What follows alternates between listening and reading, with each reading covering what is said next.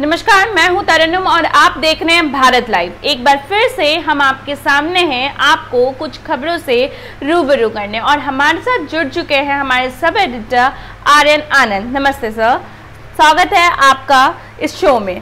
तो आज हम बात करने जा रहे हैं, जैसा कि शत्रुघ्न सिन्हा ने अपनी पार्टी मतलब कि पिछले 10 सालों से जिस पार्टी पे उन्होंने राज किया यानी कि बीजेपी को छोड़कर अब ऐसे में उन्होंने हाथ थाम लिया कांग्रेस का। तो सर, हम जैसा कि जान रहे हैं कि उनकी धर्मपत्नी पूनम सिन्हा जो कि समाजवादी पार्टी में जा मिली है, तो क्या पहले हम ये भी बता देते हैं कि वो बिहार से जेडीयू से उम्मीद कर रही थी बिहार से टिकट मिलने का, पर उनको जब टिकट नहीं मिला तब वो अब जा मिली है समाजवादी पार्टी में। तो सर, क्या ये एक बड़ी वजह है कि बीजेपी छोड़ने का शत्रुघ्न सिन्हा का?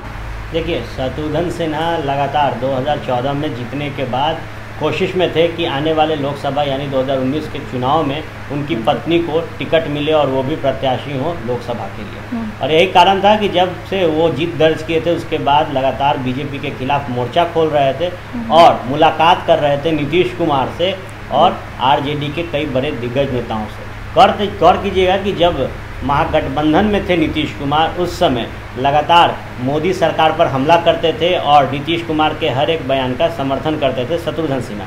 फिर अचानक से नीतीश कुमार चले गए एनडीए में, तब शत्रुघ्न सिन्हा को इस बात का पता चला कि अब आने वाले समय में उनकी पत्नी को जेडीयू से टिकट नहीं मिलेगी। वो लगातार पैरवी कर रहे थे इस तो बात। सर, ऐसे में हम कह सकते हैं कि जो कि अभी पूनम सिन्हा है वो उनके अगेंस्ट खड़े हैं राजनाथ सिंह, तो और बेसिकली वो बिहार से बिलोंग करती, तो ऐसे में यूपी की जनता उनको सपोर्ट करेगी इस बात को लेके? देखिए, जनता तय करती है उनका उम्मीदवार कैसा हो जी।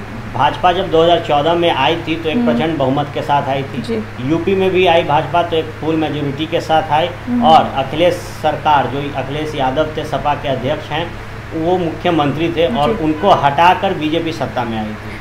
अब जब शत्रुघ्न सिन्हा बिहार में बागी हुए और लगातार भाजपा के खिलाफ मोर्चा खोल रहे थे, ऐसे में सपा ने एक ट्रम्प कार्ड खेला है, एक किंग कार्ड फेंक दिया है, जिससे अब वो सोच रहे हैं कि भाजपा का जो बिहार का दुश्मन है उसकी पत्नी को टिकट देकर यूपी में एक अच्छे वोट बैंक को पकड़ना चाह रहे हैं। तो सर, ऐसे में पूनम सिन्हा ने कहा है राजनाथ सिंह को कि भारत काफ़ी खूबसूरत देश है और लोकतंत्र का जो है वो काफ़ी खूबसूरत है, और ऐसे में वो यूपी की जनता का हो या फिर पूरे इंडिया की जनता की सेवा करेंगे ईमानदारी से। तो इस पे आप क्या कहना चाहेंगे? हर नेता लोकतंत्र को मजबूत बताता है, भारत देश को खूबसूरत बताता है और नई नई वादे करता है जी। चुनाव है, चुनाव में जनता को लुभाने के लिए हर नेता हर घटक दल वादे करते हैं, और जिस तरीके का स्टारडम है शत्रुघ्न सिन्हा का, उसको कहीं ना कहीं अपना मजबूत हिस्सा मजबूत अंग मान रही है पूनम सिन्हा।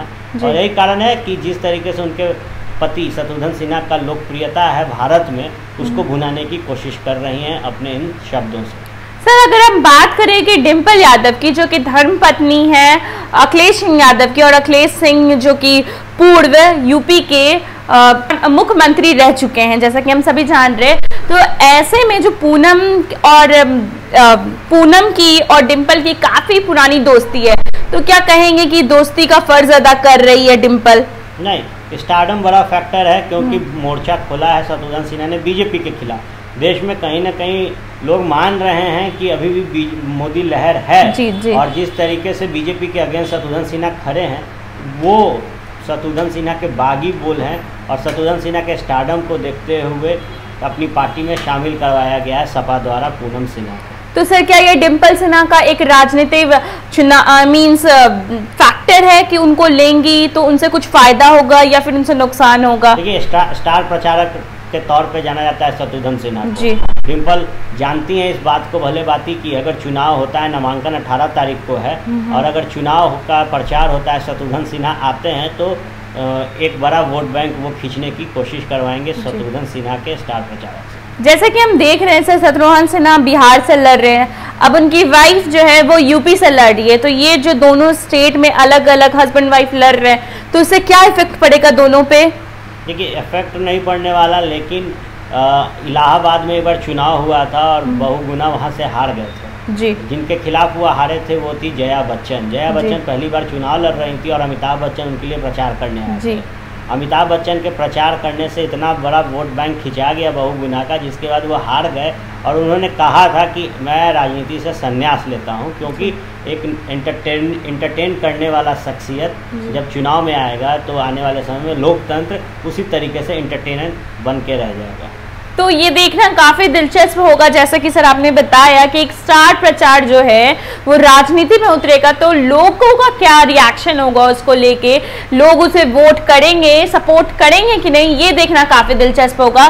तो बने रहें भारत लाइव के साथ, हम आपको करेंगे पल पल update. Thank you so much sir. और हाँ, अगर आपको ये वीडियो पसंद आया हो तो लाइक और सब्सक्राइब करना ना भूलें, नीचे जो बेल की घंटी है उसे जरूर बजा दें, कमेंट बॉक्स में अपने विचार हमें दें। धन्यवाद। हमारे फेसबुक पेज को लाइक करें, ट्विटर पर फॉलो करें न्यूज़ बिहार लाइव, और साथ ही साथ हमारे यूट्यूब चैनल को सब्सक्राइब करें। सब्सक्राइब करने के बाद बेल आइकन दबाना ना भूलें। धन्यवाद।